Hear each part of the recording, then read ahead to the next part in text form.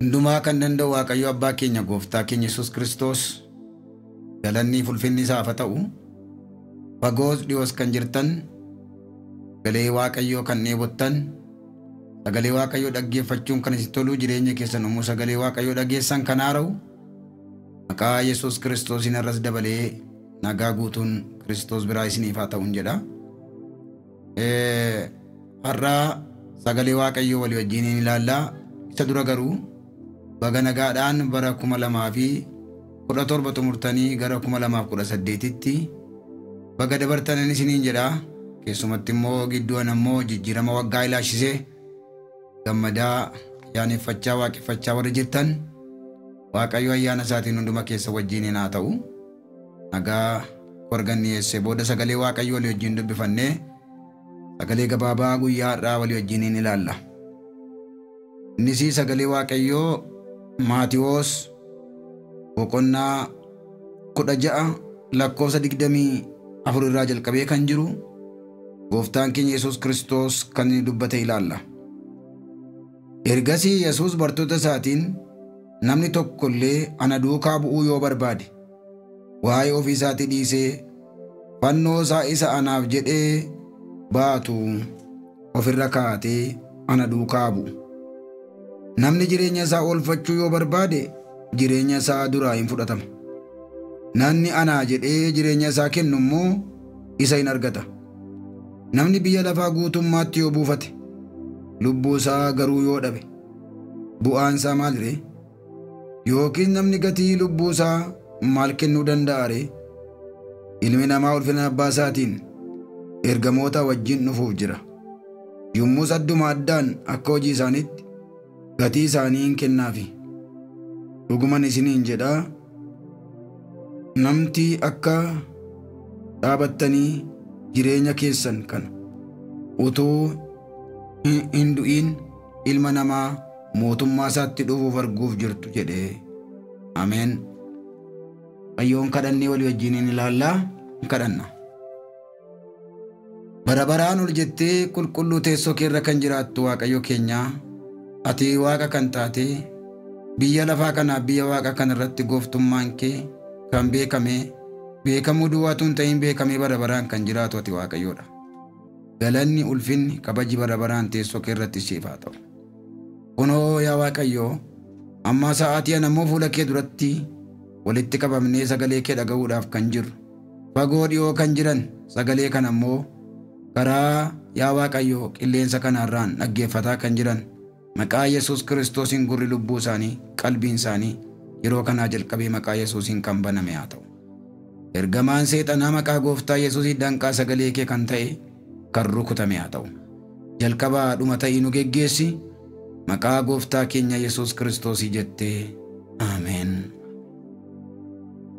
Tolee sagalee Waaqayyoo kanaa walii wajjin hin ilaallaa. Sagalee Waaqayyoo kuni kutaan amma dubbifne Maatiyoos 16 lakkoofsa 24 hanga 28tti kan jirudha. Kutaa kana gaafa laallu Gooftaa Yesuus ijoo dubbiin achi keessatti kaasu laalla.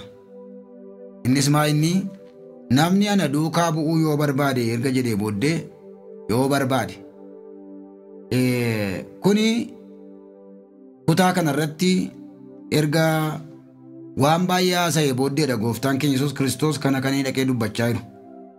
Bartoota isaatti kan inni dubbachaa jiru immoo warra isa duukaa turan warra isa duukaa yeroo inni deemu yeroo inni dinqii godhu yeroo inni deemu hundumaattu lafarraa isaa wajjin deemaa kan turanidha.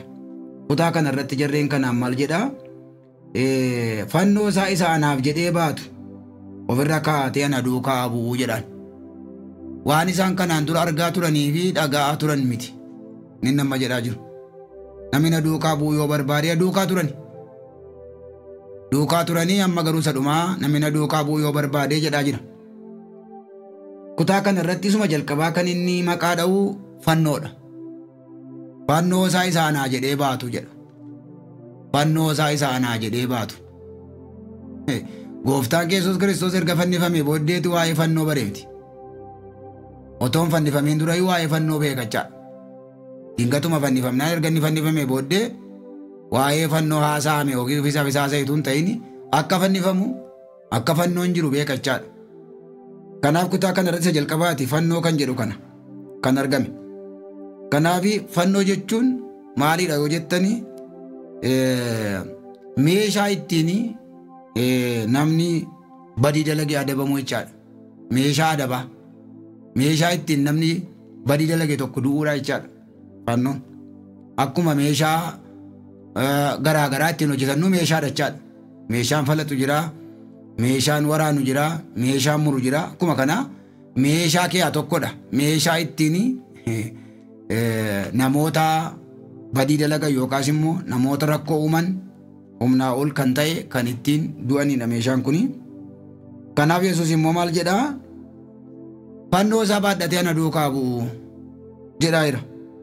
Maal jechuudha kun yoo jettanii maalummaa isaa dhiise Yesuus duwwaa ilaalee karaa inni deeme irra akka inni deemu isa kana itti hima.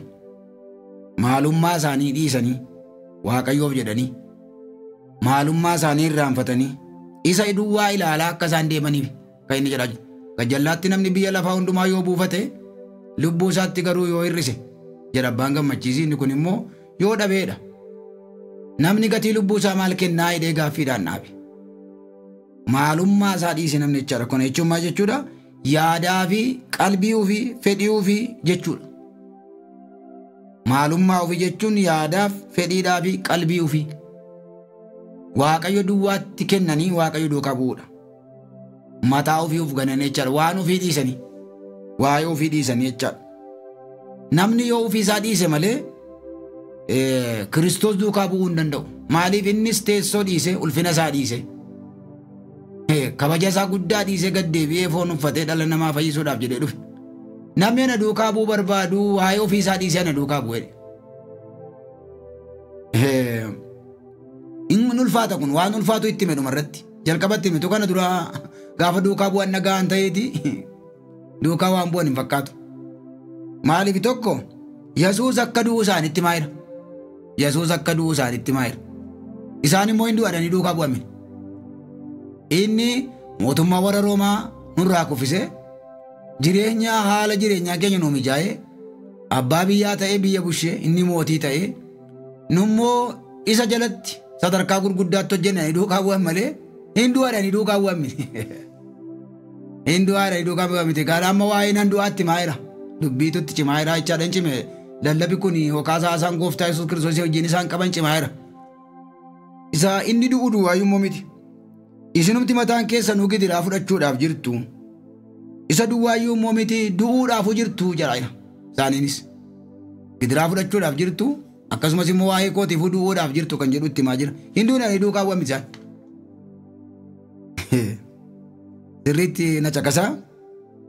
Maaliif akkas isaaniin jedha jettanii kaayyoof karoora isaan qabatanii duukaa bu'anii kana miti. Kanaaf inni namni biyya lafaa hundumaa yoo buufate inni jedhuuf biyya lafaa buufachuuf duukaa bu'an isaan. Isa biyya lafarraa mijeeffachuudhaaf. Isa biyya lafarraa qajeeshachuudhaaf, isa biyya lafarraa bareechachuudhaaf, tottolchachuudhaaf duukaa bu'anii waan haaraatu immoo dubbatamaa jira amma immoo karaa Yesuus immoo isaanitti. Innis inni sana amma sagalee keessaa dubbise. Maaliif kana hundumaa jedha jettanii raawwatanii hojii Kiristoosiif raawwatanii gocha gooftaa raawwatanii hojii Waaqayyoo wangeela jireenyaa wangeela fayyinaa raawwatanii akka isaan isaaf adda ba'aniif. Raawwatanii hojii Kiristoosiif raawwatanii hojiin hojjete kanaaf adda ba'anii garaa muratanii qalbiif yaada isaanii Waaqootti deeffatanii akka isaan jiruu kanaaf qophaa'aniif itti himaa jira. Yoo Waaqayyoof adda baane wanti nutti irratu jira. Namooti baay'ee Waaqayyoof adda ba'u maaliif jibbu yoo jettanii waati itti irrata. Waan lafarraa yookaas immoo biyya lafaa hundumaa yoo buufate nama jedhe waan lafarraa baay'ee itti irrata. Foon isaaniitti kan irratu waan baay'ee jira jechaadha. Kanaafiyyuu maal jedhu itti fakkaate duukaa bu'uu barbaadu garuu hin danda'an. Kanaaf inni namni duukaa bu'uu yoo barbaade ababbalan qabu kunii yoo barbaade ittiin jedhaa jira abbaan barbaade dhufa namni gaafa Waaqayyootti of kennu gaafa Waaqayyoof adda ba'u wanti itti irratu jira. Kiristaanni silmayyuu biyya lafaaf du'a. Du'ee Kiristoosiif jiraata. Hin du'aa hin jiraata. Waan du'uuf qabaa waan jiraatuuf immoo qaba. Tuma jiru. Kiristaanni biyya lafaaf du'ee Kiristoosiif jiraata. Hawwiif kajeellaa foon isaatiif du'ee fedhii isaatiif du'ee Kiristoosiif jiraata. Ameen. Waaqayyo ayyaana isaa nuuf habaayisu. Inni kun ayyaana Waaqayyooti, kennaa Waaqayyooti. Mul'ata isa dinqiidha. Maaliif yoo jettanii biyya lafaaf du'anii Kiristoosiif jiraachuu. Namooti baay'een biyya lafaafis jiraatanii Waaqayyoof jiraachuu barbaadu. Hin danda'amu inni kun immoo. Maatiyoos 16 lakkoofsa 17 hanga 23 dubbifattanii Phexrositu biyya lafaatiif hin du'in duukaa bu'e. Kanaaf inni Yesuusiif ho'ee miti. Nan du'a inni jennaan kun sirra hin gahin jedhe. Maal nan du'a kan jedhaa jiru hoo Yesuusidha maalti isa yaaddesiisa. Yesuusiif ho'eetu hin ta'in namni kaleessa faffatoon nu nyaachise kun, namni kaleessa qurxummii 2 biddeen 5 nu dabaddabsiise kun ammuma. Namni akkattiin jaamaa banu kun, namni bishaan irra deemu kuni nu biraa sokkinaanii nutti irra taadha malee Yesuusiif yaademini. Kun sirra hin gahin jennaan inni immoo isa namaaf ta'u malee isa Waaqayyoof ta'u yaanne seexana nu duuba kooti deebi'eedhe. Hinduun etuun du'i hinduu kaa deemaa jira. Isa duwwaadhaayi. Abbaan fedhe yoo si gante yoo ansi biraan deebi'u jedhe. Abbaan fedhe yoo si gante ansi biraan deebi'u jedhe. Ilaa dhaggeeffadhaa. Kanaaf kutaan irratti dubbannu waa'ee fannoo ofii baadhatanii duukaa bu'uuti. Waa'ee duukaa bu'u. Abbaan fedhe yoo si biraa deebite iyyuu ani si biraan deebi'u ittiin jedhe garuu hin dadhabe. Hinduune. Tun du'iin jedhaara Yesuus immoo kana itti meera. Waan ittiin jedhee guulana hin dandeessa amma garuu hin dandeessu tun daaqqonni iyyiin si'a sadii nagan taa'e. Maaliif tun du'iin duukaa bu'ee jechaadha.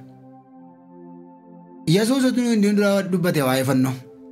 Fannoon muka isaatu waaqeffama tun ta'in isa fannoo irratti fannifame Yesuustu waaqeffama. Mukti mukuma. Mukti waaziis hin ta'u. Muktarrayyuu namatti fanninaan ma fannisa malee waan tokko rakkiin qabu hin dubbatus. Fayyina keenyaafis qooda hin qabu. Yesuus tun du'iin dubbate. Isa fannoo irratti du'e isa dhiiga isaa dhangalaase sanadha. Hiika dhala namaatiif kan kennu. Kanaafi Yesuus tun du'iin dura dubbate waa'ee fannoo malee erga inni du'e booddee yaadatamee ahaa jedhamee caafame miti. Innoo ibseera kun waa'ee fannoo. Namni biyya lafaarra gaafa jiraatu kana waan foonsaa akkatti irratu hin barbaadu. Waan hafuuraa akkasitti irratti barbaada. Baay'ee isaatu waan hafuuraa itti irrate waan foonii guuttatee jaallata. Baay'een nama. Garuu macaafni akkas miti. Waamichi Kiristoos akkas miti. Waan biyya lafaatti nutti irrate waan hafuuraa guuttachuun nurra jiraadha. Kanaafuu biyya lafaa hundumaa yoo buufatee jedha Yesuus maal isaa godhaa jedhe. Gaaffiidha. Namoonni waan foonii yookaas immoo waan biyya lafaa kanaa ofitti hir'isuun barbaadan. Abrahaami Waaqayyo waameera. 0:12 gaafa laaltanii hin waame Waaqayyo. Ishii maayidee ba'e. Garuu waan biyya lafaa kana akkatti irratti gatiin barbaannee fi maaloo qabeenya koo kana halagaatu bakkeetti nyaataa jedheetu nama biraa fuudhee ba'e. Firumti koollee nyaatu jedhee Waaqayyo firas fuudhii ba'i hin jenne. Waaqayyo obboleessas fuudhii ba'i maaloos fuudhii ba'i ittiin hin jenne garuu fuudhatee ba'e. Waaqayyo fuudhii ba'i ittiin hin jenne. Argitanii akkatti irratti hin barbaadu. Sa'aasaa akka gara biraan nyaatu akka jalaa dhumtu hin barbaadu. Garuu ba'eera. Namooti baay'een kunoo akkasiidha. Waan biyya lafaa akkatti irratti hin barbaadan. Seera uumamaa boqonnaa 13 lakkoofsa 6 jalqabaa dubbisaa. Mootota isa duraa boqonnaa 17 lakkoofsa 12 immoo yoo laaltanii bixxilleen Eliyaas ka'ee arge sun xinnoodha. Bixxillee xinnoo jedhama. Beddee xinnootti tolchamee arge. Xinnoodha malee garuu harka Waaqayyootu matine. Waan harki Waaqayyoo hiixate xinnooma isa guddaadha. Isa harka Waaqayyoo nyaatu isa waan biyya lafaa dhiisanii. Isa hammaaran isa kaasuu guutan isatti waameen. Isa hammaatti waame. Wanti sun xinnoodha. Bishaan sunis xinnoodha. Bixxilleen nyaate sunis xinnoodha. Garuu halkan 40 guyyaa 40 tun beelee akka ni deemu goote. Nyaata guyyaa tokkittiitu. Ilaa waan biyya lafaa kanarraa akkatti irratti hin barbaadunis maal jedhee? Fudhatee baheen isiniin jedhe. Waan baay'ee fudhatee bahe namnarrayyuu. Uf ganee duukaan buune. Ameen Waaqayyo akka uf gantan isin haa gargaaru. Ammayyuu akka Abiraam waa fuutanii kan manaa baatan, waa fuutanii kan kaatan ammanni isin biraa deebi'utti yookiin ammanni isin biraa hafutti Waaqayyo wajjin wal arguu hin dandeessan. Waaqayyo waameera garuu amma irraa Loot gargar ba'utti itti mul'anne Waaqayyo. Waggaa 13 guutuu calluma jalaa jedhe Waaqayyo. Calluma jalaa jedhe. Itti mul'anne. Waan biyya lafarraa akkatti irratti hin barbaadu waan biyya Waaqarraa akkatti irratti barbaada Yesuus immoo gaaffii dhiyeesse. Harrayyuu gaaffiin isinii dhiyeesse. Namni biyya lafaa hundumaa yoo buufate lubbuu isaatti garuu yoo hir'ise gatii lubbuu maal kaffala? Harrayyuu gaaffiin kana. Kanaafiyyuu Namni jalqaba yaaduun kan irra jiru jalqaba yaaduun kan irra jiru waa'ee lubbuu isaati. Waa'ee lubbuu isaa. Lubbuun isaa bara baraan jiraata, foon isaa garuu bara baraan hin jiraatu. Waa'ee lubbuu isaa yaadeenaan waa'een foon isaa rakkinni hin jiru. Lubbuun isaa fayyaa taanaan, lubbuun isaa Waaqayyo wajjin wal argeennaan waa'een foon isaa waan isa rakkisu tokkoyyuu hin jiru. Kanaaf namni jalqaba yaaduun kan irra jiru waa'ee Waaqarraati. Waa'ee Waaqayyooti. Kanaaf duraan dursaa mootummaa Waaqayyoof tola isaa barbaadaa malee duraan dursaa kana barbaadaa sana barbaadaa hin duraan dursaa mootummaa Waaqayyoof tola isaa barbaadaa isa kaan isiniin dabalaa jedhe. Ameen. Dura dursanii yaaduun kan namarra jiraatu, dura dursanii qajeeffachuun kan namarra jiraatu waa'ee hafuura ofiiti, waa'ee Waaqarraati, waa'ee lubbuu ofiiti. Inni kaan isa booddeen sirraa namoonni garuu akkasiin godhan. Maal isinitti fakkaate? Yaada keenyaa fi fedhii keenya yemmaa Waaqayyo duukaa godhannu amantiin inni akkatti gooftaa duukaa deeman kun yaada miti, aayidiyaa miti, yookaan achimmoo filsifinnaas miti, siyaasas miti, amantaas miti. Inni nama jedhaa jiru amantaas miti. Maaliif Kiristoosiin beekanii duukaa bu'uudha. Kiristoosiin beekanii dhuunfaa ofiitti. Maal argannaa jedhe Phexros. Si duukaa buune irraa maal argannaa jedhe lammayyuu waan lafaa yaadaa jira. Si duukaa buune irraa maal nuu gootaa jedhama safuu dhabbaa. Maal nuu gootadhaa jedhama maal dhabe. Yoo gibira iddoo fidee kaffallo beekaa afaan qurxummii keessaa fuudhee kaffala. Yoo nyaataa kunoo qurxummii lama biddeen shantee bifamee masoo bikkoo dhabate ol deebi'a. Maal dhabe agabuu bulee beekaam. Wayyaa uffatu dhabee qullaa deemee namni itti kolfeedhaam maal nuu gootaadhaa jedhama.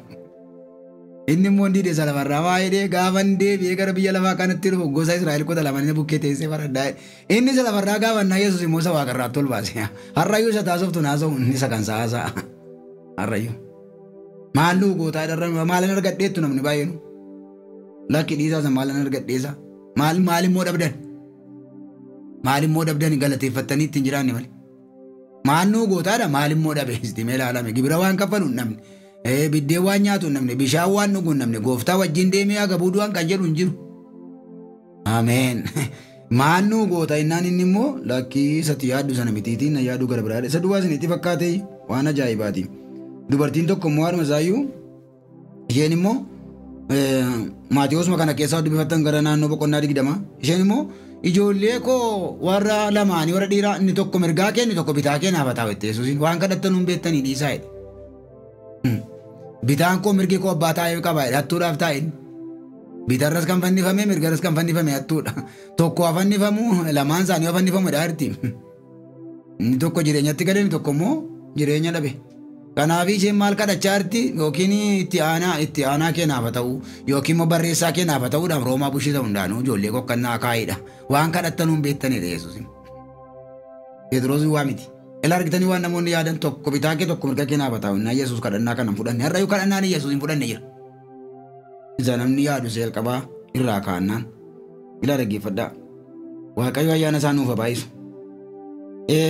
Mataa ofii of ganuun geddaramsa yaadaati. Maal jechuudha mataa of ganuu jechuun? Geddaramuu yaadaaf qalbiiti.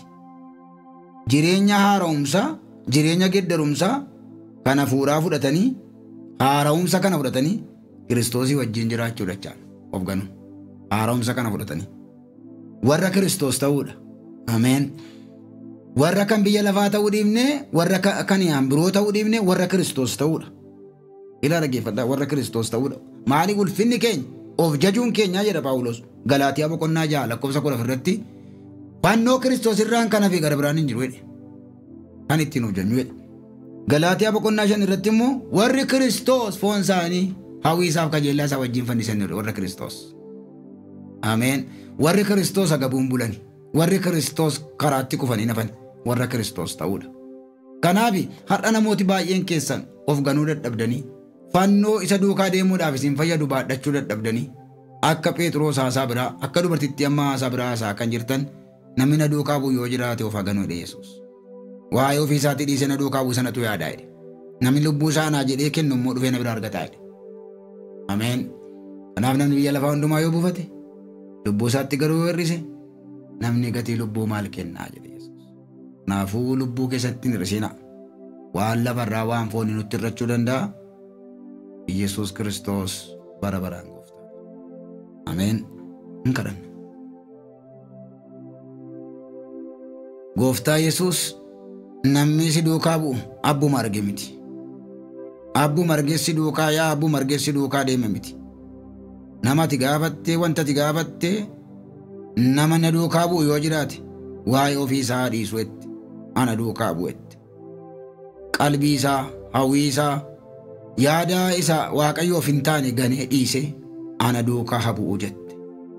Ameen. Namni si duukaa bu'e immoo jireenya argata. Namni si duukaa bu'e immoo ulfina argata. Itti faradamatu hin ta'in warra itti faradamu dhaabatee ilaala. Warra itti faradamu si bukkee taa'ee ilaala. Abeet carraa akkasii ulfina akkasiitiif nama waamtaati. Ameen. Maqaa Yesuus Kiristoos nama Naazreetiin namoonni irra miilla isaanii ol fudhatanii si duukaa bu'uudhaaf jedhan kun fagoo dhiyoo kan jiran yaada isaanii, qalbii isaanii, jireenya isaanii maqaa gooftaa keenya maqaa Yesuus Kiristoosiin sirra godhatanii qalbii isaanii dubbii kee irra godhatanii si wajjin deemuu akka danda'an ayyaana baay'isiif. Anaafis ayyaana baay'isi. Adaraa yaa Waaqayyo dubbii kana hubachiisi. Akkuma ergamoota kana akkam burjaajjoofne dhumarra ga'ani. Nan du'aa gaafa Yesuus jedhu inni isaan yaadanii duukaa bu'anii fi inni Yesuus dubbatu gargar taanaan sammuun isaanii hin miidhame. Akkasumas immoo rakkina guddaaf gidiraatu fuuldura keessan jira ittiin jedhe inni isaan yaadanii duukaa bu'anii isa inni yaadee dhufe miti. Har'ayyuu isa namoonni yaadanii si duukaa deeman miti. Isa ofii keetii yaaddee isaan waamteetti argisiisi. Isa ofii keetiif yaaddee na waamte natti argisiisi. Inni immoo jireenya, inni immoo ulfina. Maqaa gooftaa keenya maqaa Yesuus Kiristoosiin galanni siif haa ta'u. Ergamaa diinaa kan foonii biyya lafaa akka Phexros nutti gale yaada isa biyya lafaa yaada isa namaaf ta'u nu haasofsiise fuuldura Yesuusii dudduuba Yesuusii akka ifatamnu kan godhu. Maqaa gooftaa Yesuus Kiristoosiin jireenya keenyarraa kan hidhame haa ta'u. Guyyaan kun guyyaa nagaa guyyaa eebbaa nuuf haa ta'u. Maqaa Yesuus Kiristoos gooftaa keenyaan. Ameen.